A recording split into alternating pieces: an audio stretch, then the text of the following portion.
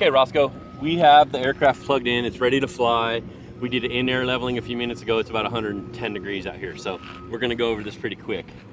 Pre-flight takeoff, you want your gains in the detent set to the center. You want your mode switches, which is your main mode switch. You're gonna want it all the way to 2D with hold. You're gonna wanna make sure your sub mode switch is all the way forward so it's in an inactive state, because if you flip it here, it goes to loiter, and if you flip it here, it comes home. So you don't want that to do any of that right now. The red button is your takeoff button, and if you look, when we take it up, when we throw it to takeoff, I'll flip that button, boom, you got up trim. So now it's gonna take off like that. So basically, to get this thing up and going, we have gains middle, 50%, mode switch. You have manual, 2D with hold. We want with hold, which means it holds altitude, holds heading pretty good. And then you're gonna want to flip that forward for launch mode at you. And then the rest of the switches, other ones forward. So to launch the aircraft, I like wind. You're gonna wanna use the wind as much as possible. What I usually do, I'll have you get behind me a little bit. As you can see, I hold the aircraft like this, and see my arm is nice and straight. So you're basically going to give it an assist. You're gonna go full throttle. I like to launch it at about that angle. The dang thing has enough power to climb out absolutely straight, but when you have this in launch mode, it already has up trim in it. If you have a headwind, all you have to do is get it rolling. You know, if you're gonna shoot video or anything, you know, before that, you're gonna wanna turn your cameras on. And before you launch it, you're also gonna wanna watch the on-screen display. And watch the on-screen display to make sure it has enough satellites and home is marked. Usually if it has over 6, 7 satellites, it'll mark home, and home is marked. So you're gonna wanna make sure you have home marked before you launch it. But we went over that in the other video as far as the satellites, when it goes a countdown and then all of a sudden it marks home. So launch mode, it's in launch mode, it's in 2D. I got the launch mode switch forward, I got the gains at 50%. So you're basically gonna go long arm, and you're gonna go full throttle into the wind. And the wind's gonna push it around a little bit. It's turning a little bit right now. So I taper the throttle off, and then I go like this. Take a look at my radio. As it's climbing out, I taper the throttle off a little bit, flip the red switch forward. Once the red switch is forward, I'll go ahead and taper it all the way back to about a half or a quarter throttle. Once it's at half or quarter throttle, I go ahead and bring it back above me. Once it's above me, right now it's in altitude hold and heading hold with the mode switch all the way forward. I can throw it into a loiter. Now it's right up above me. Boom. Now it's gonna sit there and it's gonna loiter at a preset speed and whatnot. If it does not loiter and it looks like it's gonna land, it's because you don't have satellites. So if it looks like the power shuts off and it goes into a land mode, it's because you don't have enough satellites, which means go ahead and put it back into 2D hold. After you take it out of loiter, actually it's already in 2D hold, just take it out of loiter and you'll automatically have it in 2D hold. And when you do that, make sure you got about half throttle. You're always gonna wanna manage your throttle when you're out of a loiter or a return to home mode. In here right now, it's hard to see it in the sun. We're gonna take it over into the shade. Home is marked because it is loitering, it has GPS. So what I'm going to do as a first test, it's loitering at about 6 or 7 amps.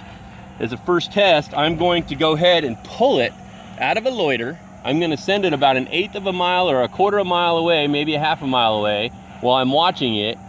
Now it's in 2D here, and then I'll go ahead, throw it into a loiter again, and I'll go ahead and go one more click into a return to home. And at that point, it should come up and start climbing out right now. So it's preset to climb out to about 400 feet higher than the altitude that it originally is flying at. So if you got it at 400, it's gonna climb out to 8.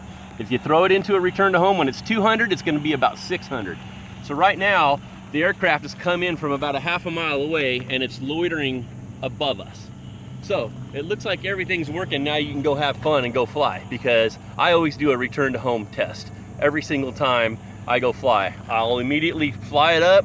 I'll fly it out within line of sight, a half a mile away or less, and I'll throw it and return to home. I can hear it above me. Make sure that it's doing its thing above you before you go take off. If you're gonna go fly and you don't have all this done and you don't have enough satellites, if you throw it into a loiter out there, it's gonna go into a land. You better watch it in your video. If you throw it into a return to home and you don't have enough satellites, it's gonna go into land. So let's go ahead and land this thing. Actually, do we want to go over there real quick and show them?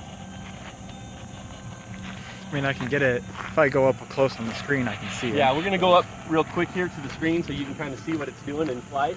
But it's in about a 800-foot radius above us doing a loiter. And I have the loiter speed fairly aggressive and not for any reason except that's the return to home speed and the loiter speed. So if on a windy day, it's not gonna have a hard time coming home, and it's gonna be more stable in a loiter in the wind. On a still day, you know, you could have the loiter speed maybe half of what it is, but if you have a windy day, that plane's gonna struggle.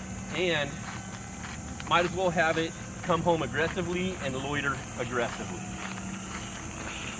If not, you could get yourself in trouble.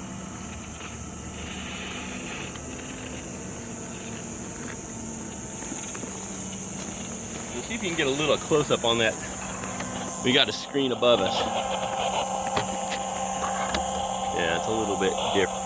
If you hold it a little closer, you'll probably get some of that sun out of there. So it's loitering above us. You look to the top left, and you'll see it where it says LOI right up there, and that's your mode. So right now, I'll take it out, and I'm going to throw it. I'm sorry, it's not in a loiter. It's probably saying RTH because I'm still in an RTH. So now I put it just into direct loiter, and now I took it out of a loiter, and now I'm just actually flying it.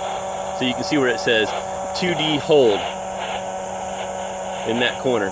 So now I'm flying in it. I got about half throttle, and I'm flying it around. And you can see your airspeed on the left, your altitude, isn't it right? And the altitude on the right. And she's just out there flying. How far from home is it? Looks like 1,200 feet. See? 1,000 feet. And I can go like this. If I get myself in trouble, boom, throw it into a loiter. Watch this. Boom, throw it in a return to home. What is it gonna do? It's gonna climb out and come home right back to us. So, yeah, you got your altitude. Always keep an eye on this stuff. Make sure it's not, losing altitude. And you can fly this Roscoe line of sight all you want, and just use these modes to assist you right now. Instead of looking away from the plane, you don't have to look at any of this stuff except before launch and takeoff, just to make sure you have satellites. And at that point, you can go ahead and once you start to feel good, you can go ahead and start using the monitor. But right now, the monitor just sits on a tripod. When you first turn everything on, you come down and you hit your scan button just to make sure that when you plug everything in, that you have it searching through the channels and doing it. We're in a little bit of a noisy radio area here, but at this point, if you want to start going longer range, it's just a matter of just changing the VTX and changing your receiver. So I'm going to go ahead and go out here and just do a manual landing line of sight. Well, Davis is here filming it on video for you, and then we'll be done with this. And you're more than welcome to call me with any questions prior to launching and flying in any of this, and we can go over any of this video. So here I go. I'm going to go land it. How many millionths I got left? You've used 23.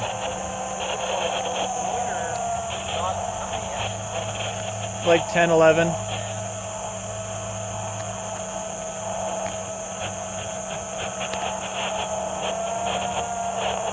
to 15.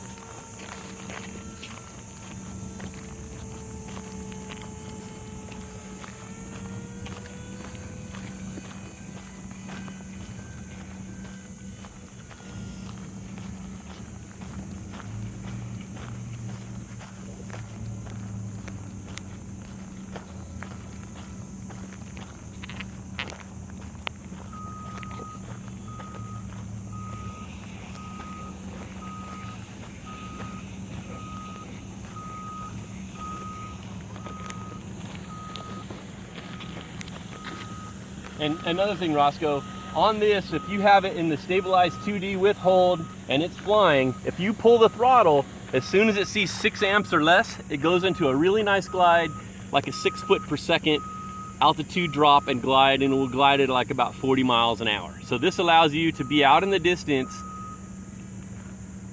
and taper the throttle off, line it up on your runway, and then all you do is manage elevator. So as long as you're pulling 6 amps or so, it'll maintain altitude. But as soon as you go under 6, it'll automatically go into a glide slope. So that's kind of what I'm gonna do right now. I'm in 2D. I haven't even flown it manual yet, but I'm in 2D. And say I wanted to land, I'd line it up and then just taper the throttle and watch. Here's the throttle tapered, boom. So now I got it tapered. You can take the plane, look at the plane. I got it tapered and it's just gliding. So I'll go ahead and power it back on. If I go to 6 amps or so, it holds altitude.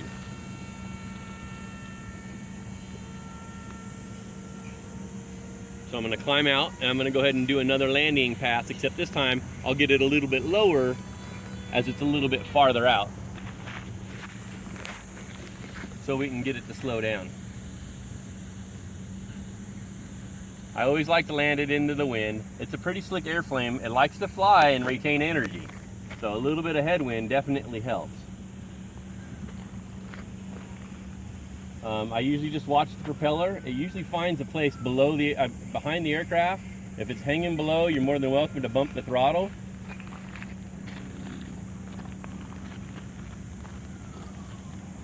And no hurry to land it. Just land it when, it's nice and slow. It doesn't have really bad tip stall characteristics, but it does like to retain energy. So my suggestion is the first few times you fly it around slow above you. Test out how it slows down. Once you get to that point, you can kind of feel where the nice landing speeds are, but practice them up high first. Once you practice them up high, you can get a feel for the aircraft, and then you can kind of see what it ends up doing. So at this point, we're golden. Roscoe, thank you very much. Thank you for the patience, and I'll go be posting this video and we'll get it up for you.